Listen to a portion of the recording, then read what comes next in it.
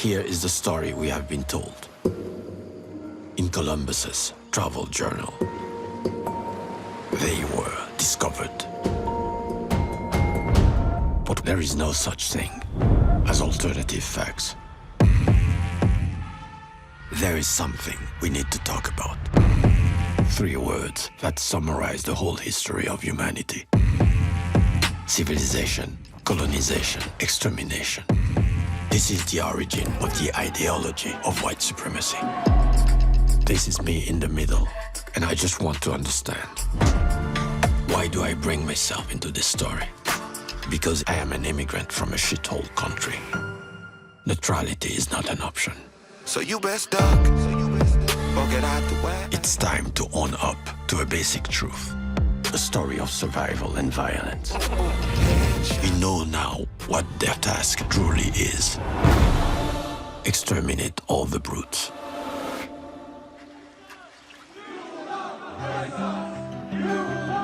It's not knowledge we lack. You already know enough. What is missing is the courage to understand what we know. We're miles apart. Who are we? But safe dreams. What if, from the beginning, the story was told the wrong way?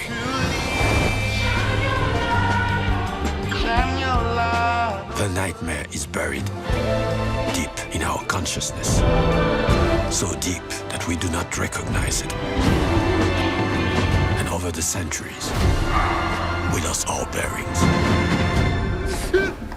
Because the past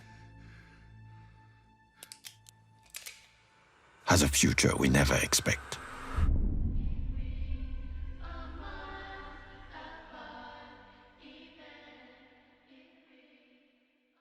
Hi, my name is Gil Robertson, president of the African American Film Critics Association.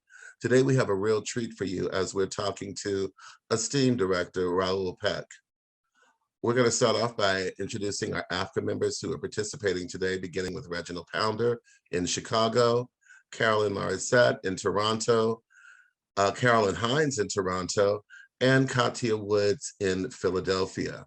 I'm going to let you guys do what you do so well, and I'll see you on the other side. Hi, I'm Reggie Ponder, the real critic out of Chicago, and I have questions, but I really just want to say thank you. I just want to say thank you for doing this piece. The emotion that you had me going through was amazing, actually. I see this as part history and part commentary. How would you sum up the statement that you're trying to, that you are making in this film? Well, I would call it the story of my life, because it's the result of many years of filmmaking, the result of many experiences on very different continents with very different people in very different contexts.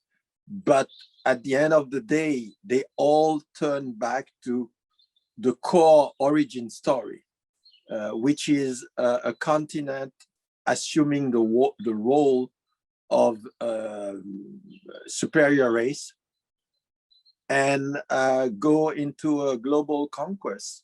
And not only in terms of territories, but in terms of culture, in terms of art, in terms of economy, of course. And it's what gives us what we have today. You know, there are so many debate about, you know, Donald Trump, about this and that, but we don't want to go back to the core story.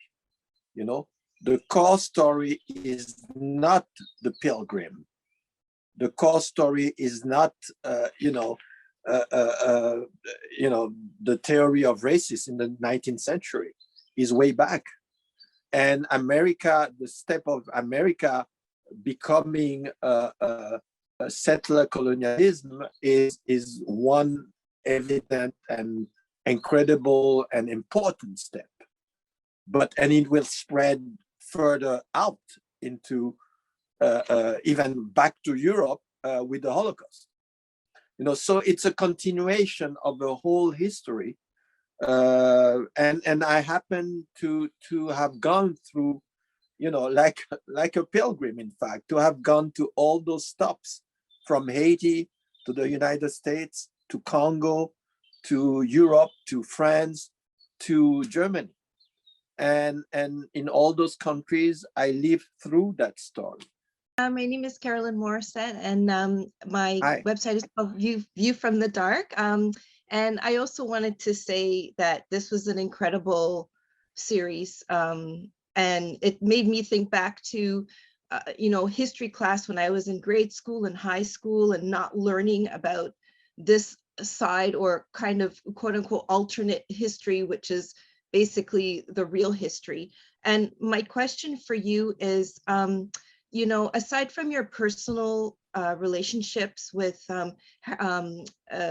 Roxanne Dunbar Ortiz and Sven and Harold Zinn, yes, and knowing all of these historians personally, was it kind of a goal for you to pick these mostly the white European historians, to show that accountability doesn't necessarily mean blame, to show that you can talk about European culpability and accountability without kind of casting that blame? Mm-hmm. Well, no, not at all. In fact, it's again, and I can say that for all my films, I try to develop them in a very organic way and a very personal way, because at the end of the day, it's what I know best. It's what I feel more I can trust, is my own experience. Of course, the experience through books, through studies, through research, but how do I connect those researchers with my own life? Because in the world of today, telling a story from your own experiences is more credible than just giving opinions, as everybody does nowadays.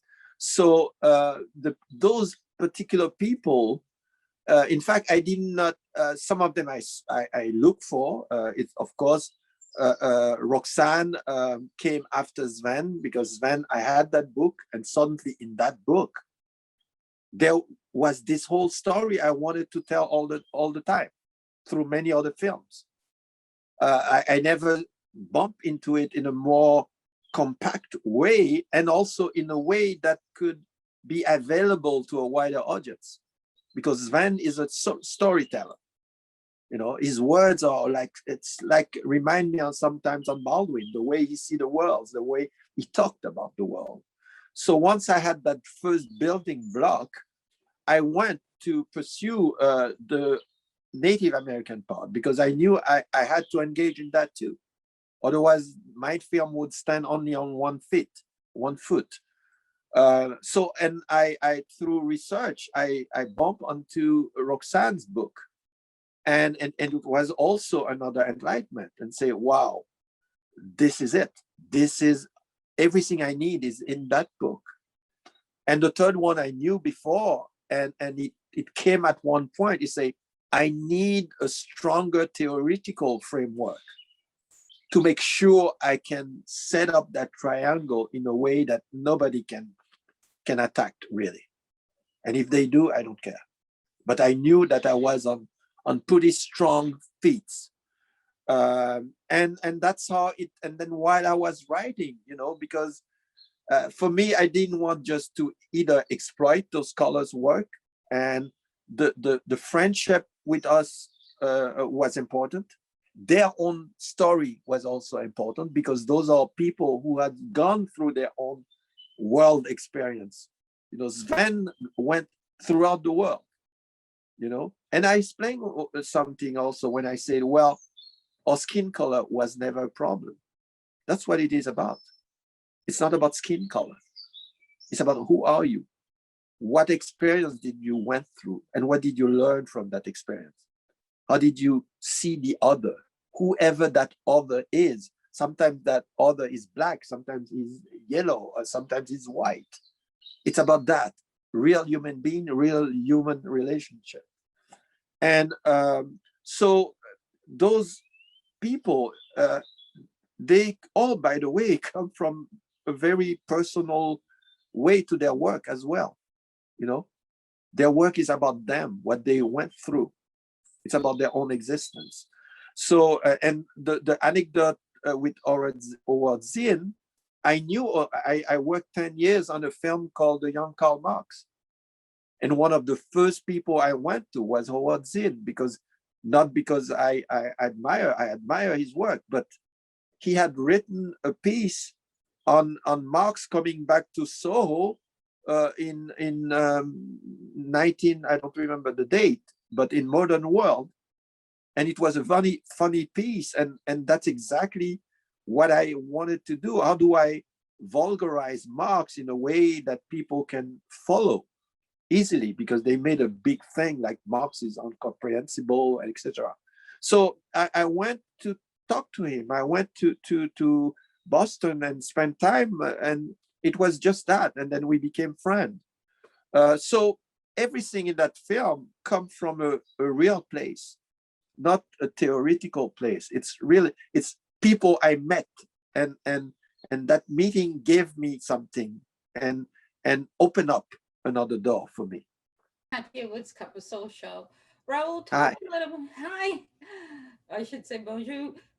Talk a little bit about why, especially the Native American part, because I feel like out of all the parts of history, it's still the one that is most not shared, not informed.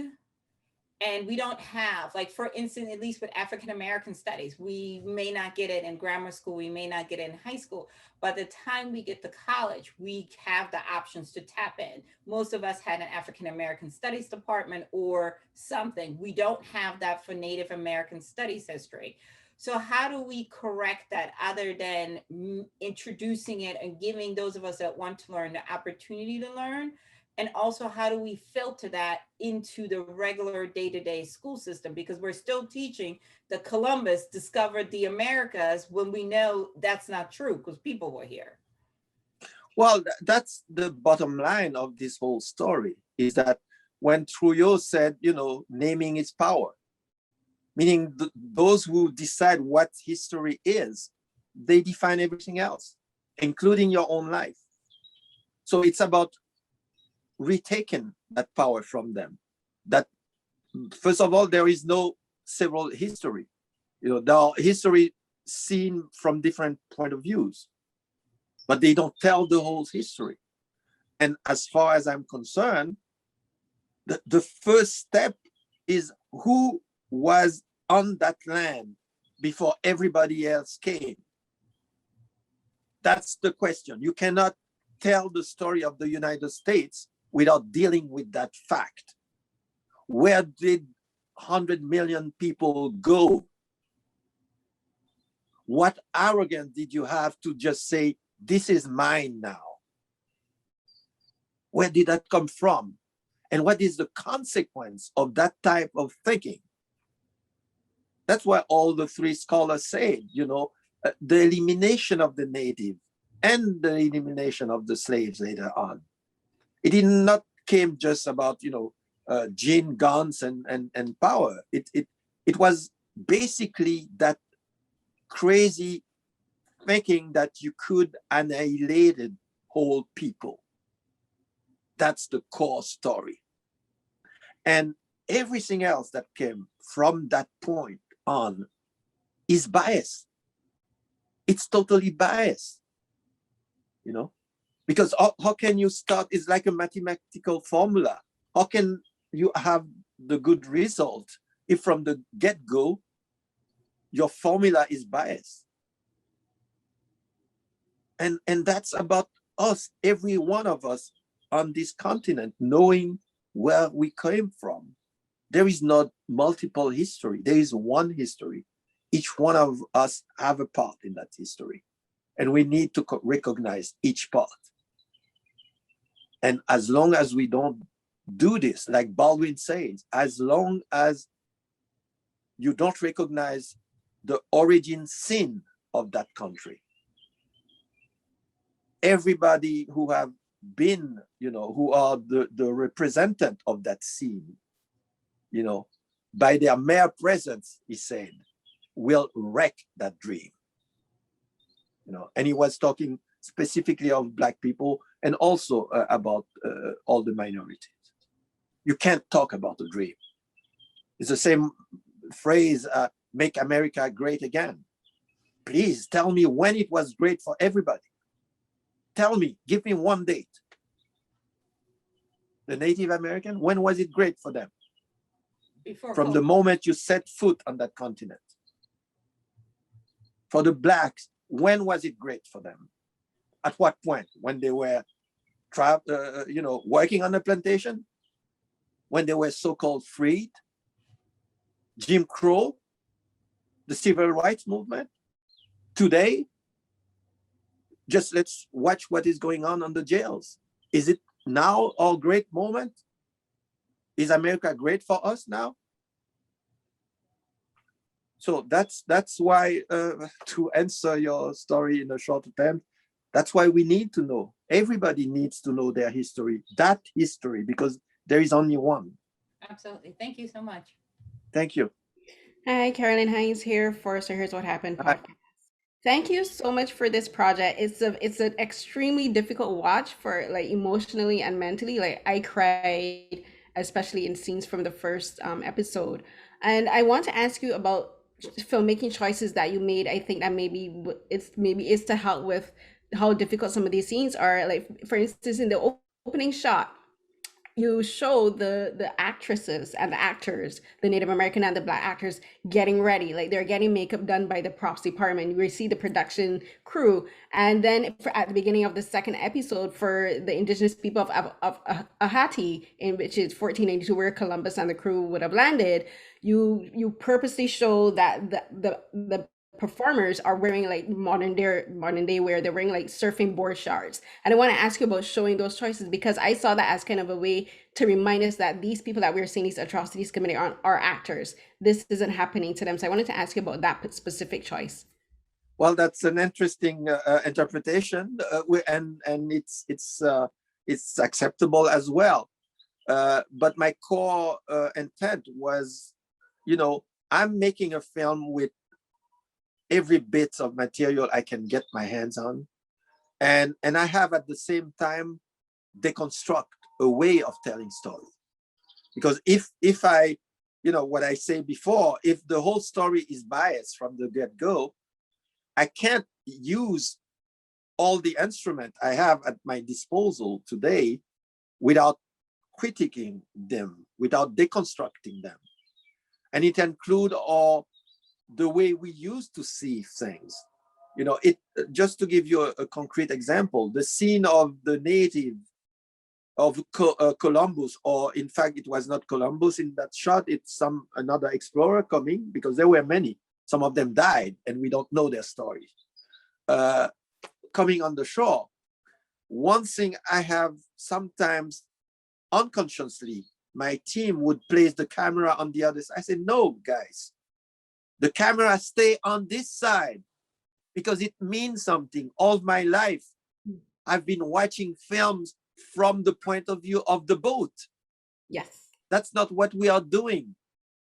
But this is a perfect example how we are alienated in our heads. And it takes a lot of energy to deconstruct everything, even the structure of this film. I had to invent a structure, because if I knew if I choose the third act, 3-act structure, I was dead in the picture, because the response is already set up. So on every aspect, the choice of music, the choice of photos, how do I explain Africa during the colonial time? With what pictures? We were not there. We were not the one taking the pictures. So I have to make choices. I can't show victims, because it's showing them, it's like one voice said in the film, is making them victim a second time. So I have to make very strict choice of those photos. Mostly you will see I choose photo where the subject look at the camera, because in that second moment, there is something happening. There is a human being. It's not a victim. So it's on every layer of this film. it was important to always have that idea of deconstruction. And if I didn't have the image, I invented it. I filmed it, or I use drawings to do it. I use animation to convey to you much more than just an image, but a whole emotion level, you know, to bring the audience, whoever it is, black, white, you have to feel what's going on, because that's the only way to understand that ground story, you know.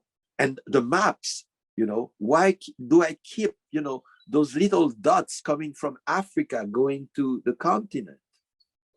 You know, I have to add times as a component of it. Otherwise, you don't just understand. It's just a graphic. You know, so those are all the tools I use, or I reconceptualize, so that the story stayed human and emotional and organic. Thank you. Thank you. So, Mr. Peck, you actually just said it, but you really shatter our view of the world, and make us have to, if not deconstruct, reconstruct the way in which we view civilization. When you talk about the educated and then connect them with the brutes, how are you? What are you saying as it relates to who the brutes really are? Well, I will let that to you to decide for that. But it's, you know, it's I don't want to do the same of what they did to us. But my approach is say, you know, guys, let's put everything on the table, you know, and I'm willing to go as far as you want with you as a partner, but I want you to acknowledge the history first, you know, or there is no dialogue possible. You know, you can't ask me to do the job for you. You know, I did my homework. I learned your history. I know by heart the history of America. I know by heart the history of my own country, Haiti. I know by heart the history of France. I know by heart the history of Germany. I know the history of Congo. And now you still want me to educate you and come on, do something, you know? So it's what it is about. And I don't want to be apologetic. You know, I did my job. I did my homework. The film is solid. It's subjective at times, but I sit on the shoulder of very solid scholars. You know, go and critique them. You know, the same way, you know, people couldn't really attack I Am Not Your Negro. How are you going to attack Baldwin? You know, every single word in the film is Baldwin. You can't touch Baldwin. Or you have to be really strong, really intelligent, really knowledgeable to you know, say two sentences that make sense face to Baldwin. You know, so that's how I see it now. And you know, when you say shattered, it's true. You know, I don't know any other instance, public instance, where you called the United States of America not a country of immigrant, but what you call scientifically settler colonialism. You have seen President Obama taking the cue, like America never colonized any country. But he forget to say that the story started way before. You know, America is settler colonialism. And of course, it's hard to swallow, because it will force you to review everything else you have been doing. Because that good, nice guy, the cowboy who saved the world, and the democratic good guy in whole Hollywood movies don't exist. It doesn't exist, because there are bodies on the ground, brown, black, every colors. and you can't tell your story without acknowledging them first. Wow. Wow. Thank you. I have a question about the choice with Josh Hartnett. How did that come about? Because I feel like it's funny, I've seen him in so many films, but he really does fit that kind of everyman, kind of Western pioneering type look. So I'm just curious and how. innocent. Yeah, no, it's Josh. First of all, I needed to find somebody that I could trust and that would also trust me, because what I asked of him was a very risky business, and I, thanks God, I knew Josh for 25 years, and so that allowed me to even have that conversation with him in all sincerity, and we discussed the whole thing ourselves very openly, and of course I needed a body and a face and a person that could not be pigeonholed as the bad guy. Otherwise, it would have lost its purpose. I need the genuine American good guy, John Wayne type of guy, sexy, but doing bad thing, you know, and he had to be conscious of that, and it was important for me to show his inner life. He's a machine. He's a sort of Robocop, but at the same time, something is eating him from the inside. You know, and it's also a metaphor for Heart of Darkness stories as well. He's a modern Kurtz, you know, and he has his demon, the same way Sven has his demon. In his book, if you read his book, I recommend you to read his book. He talks about his phantoms, his nightmares. You know, you can't be killing people without having nightmares. Except if you have a machine and you lost all hope. But and it's important to show that killing people is something you do consciously. You know, the story of, you know, bad guys and doing that, or a cop who is killing a black young man on the street, he knows very well what he's doing. He knows from what point of view of history is doing it. He's entitled to doing it. And that's why it's always important to show that context. People don't just do things like this.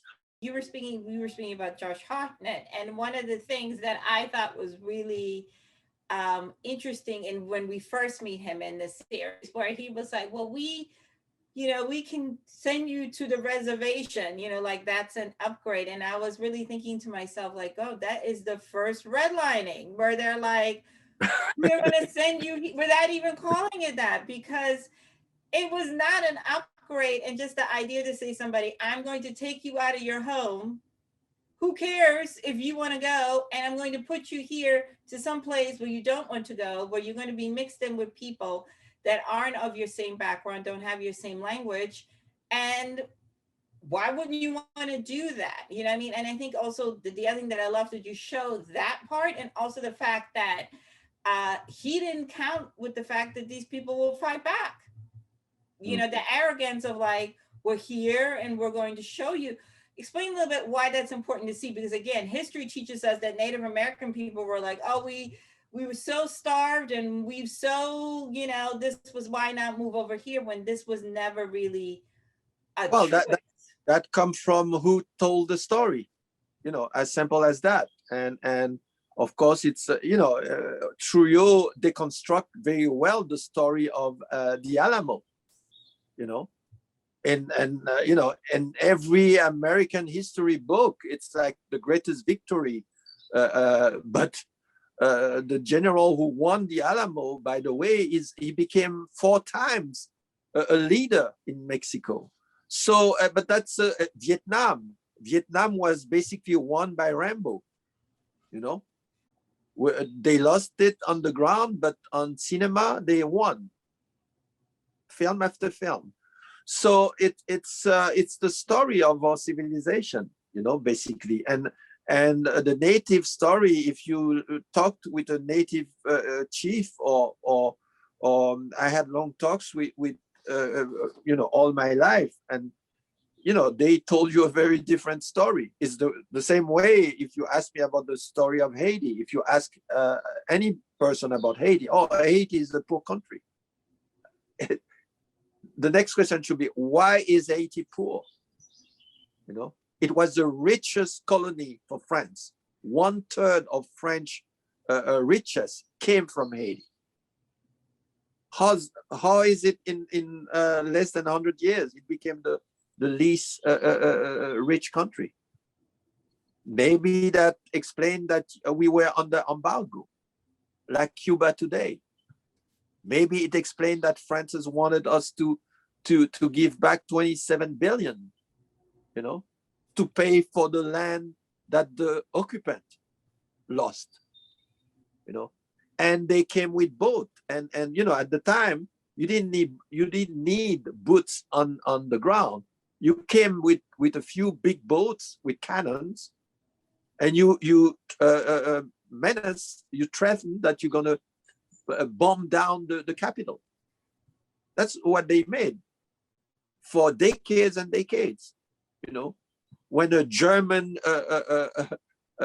commerce person, businessman, lost his merchandise and was taken by the state, German cannon boats came on the port of Port-au-Prince and shoot a few shots and threaten, we're going to bomb you if you don't give back all the money.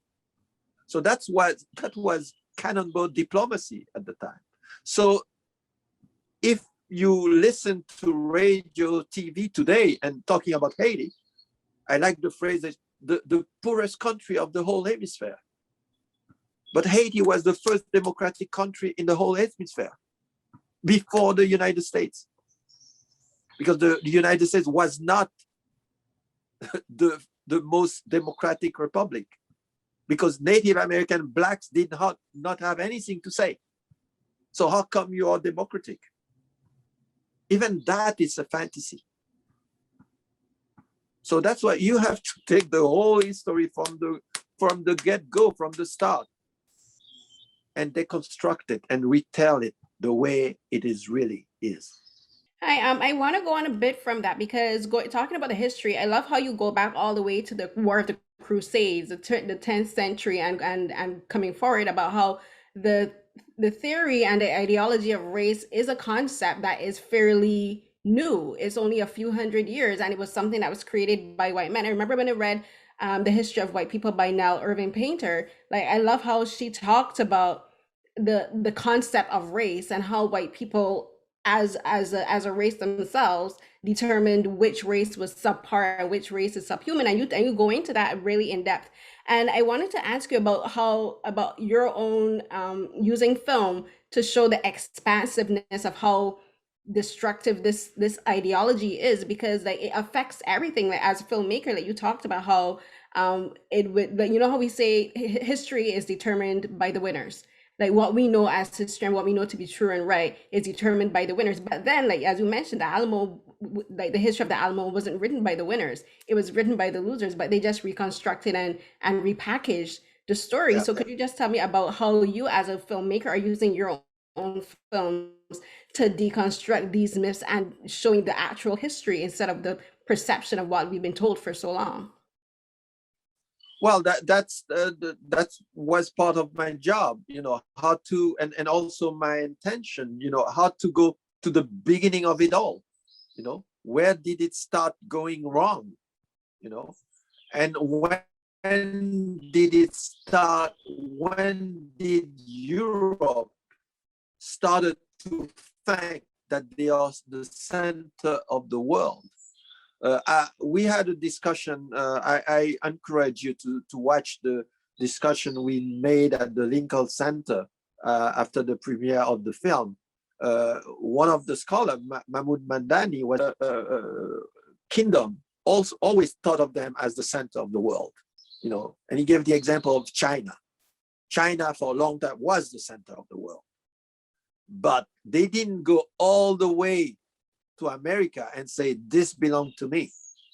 And they never did as Europe did to not only the center of the world, but we are a superior race. And that changed everything. And the important thing about that too, Mahmoud was saying that too about Europe, even Europe history is biased and false. European history said, well, we come from the Greek civilization. But the Greek civilization was not European. The Greek civilization was Mediterranean. The great Greek philosophers were quoting people from the south, from Abyssinia, from Egypt. Those were their models. It was not about Europe. So even the core story of Europe, pretending they started in Greece, democracy, everything, philosophy, mathematics, no, it started elsewhere. So in fact, what Europe did is to cut all the link to everything else that they have profit from on all levels, from merchandise, from food, from knowledge, from art, from science. They cut the link and say, it's us now. And we are superior and we are entitled to eliminate any inferior race. And it's bizarre that it took all the way to the 19th century for them at last to theorize those racial theories. It took the end of the 19th century for them to put that on paper. But they were already doing it. You know, they were doing it. They started very early on with the Pilgrim, killing Jews, killing Arabs. By the way, it's a very crazy, bizarre also turn of history that they will come down to killing Jews again and killing Arabs again.